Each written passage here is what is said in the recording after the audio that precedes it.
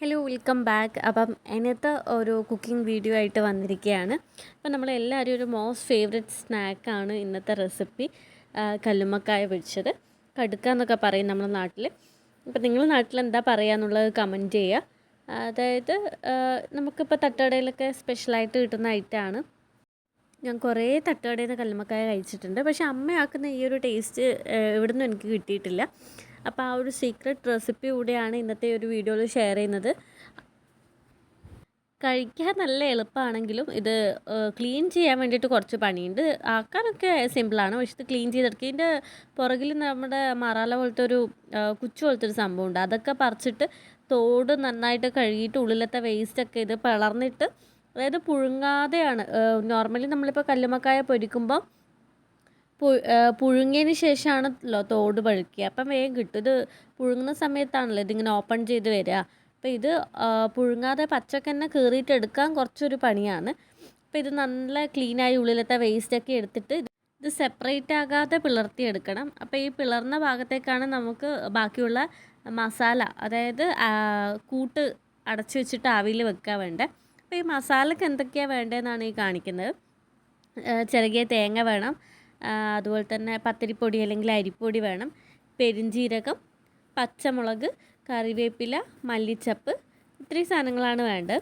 അപ്പോൾ ഇതെല്ലാം നമുക്കൊരു മിക്സിൻ്റെ ജാറിലിട്ടിട്ട് പച്ചമുളകും പെരിഞ്ജീരകവും കുറച്ച് നല്ല ജീരകവും സവാള, വലിയ സവാളയും, ചെറിയ ഉള്ളിയല്ല, ഇവിടെ വലിയ സവാള തന്നെ വേണം, തേങ്ങ ഇട്ടിട്ട് അരപ്പ് നമുക്ക് ഈ പത്തിരിപ്പൊടിയിലേക്ക് ഇട്ടിട്ട് ഉപ്പും മഞ്ഞൾ പൊടിയും ഇട്ടിട്ട്, മുളക് പൊടി ഈ ഒരു സമയത്ത് ഇടില്ല, മഞ്ഞൾ പൊടി ഇട്ടിട്ടാണ് ഈ ഒരു മസാല മിക്സ് ചെയ്ത് വെക്കുക. ഈ മസാല നന്നായി കുഴച്ച് നല്ല ഒരു ചപ്പാത്തിയുടെ പരുവത്തിലാക്കിയിട്ട് ഉണ്ട രൂപത്തിലാക്കിയിട്ട് എടുക്കണം. അത്യാവശ്യം വെള്ളം ഒഴിച്ചിട്ട് അധികം കുഴഞ്ഞു പോകരുത്. അതിനുശേഷം നമ്മൾ ഈ കല്ലുമ്മക്കായിലേക്ക് ഇത് നിറച്ച് കൊടുക്കുക. പൊട്ടിപ്പോകാതെ നിറയ്ക്കണം, നിങ്ങൾ മാത്രമേ നമുക്ക് പെർഫെക്റ്റായിട്ട് കല്ലുമ്മക്കായി കിട്ടുള്ളൂ.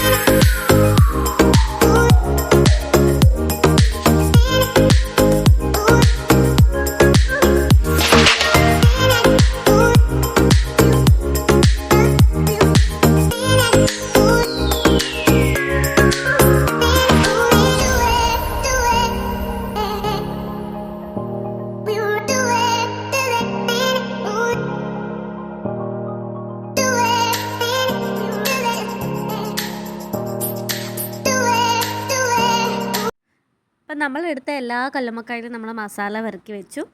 ഇനി എന്താ വേണ്ടതെന്ന് വെച്ചാൽ നമുക്ക് ഇഡ്ഡലി തട്ടിൽ വെച്ചിട്ട് ഇത് മുഴുവനായിട്ട് ആവി കയറ്റി എടുക്കുക വേണ്ടത്. അപ്പോൾ ഇത് കുറേ ഉള്ളതുകൊണ്ട് തന്നെ നമ്മൾ 2 തവണയൊക്കെയാണ് ഇഡ്ഡലി ചെമ്പിൽ വെച്ചിട്ട് ആവി കയറ്റി എടുക്കുന്നത്.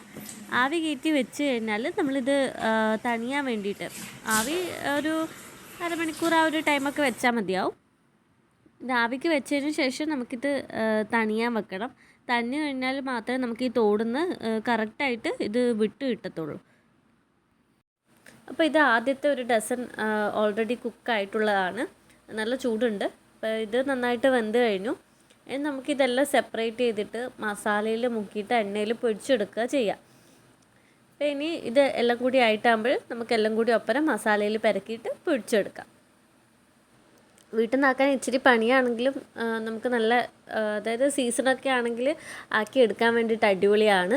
കുറച്ച് എല്ലാവരും കൂടി ഒന്നൊരു എഫേർട്ട് എടുത്ത് തന്നെ പെട്ടെന്ന് ക്ലീനൊക്കെ ആക്കാൻ പറ്റും.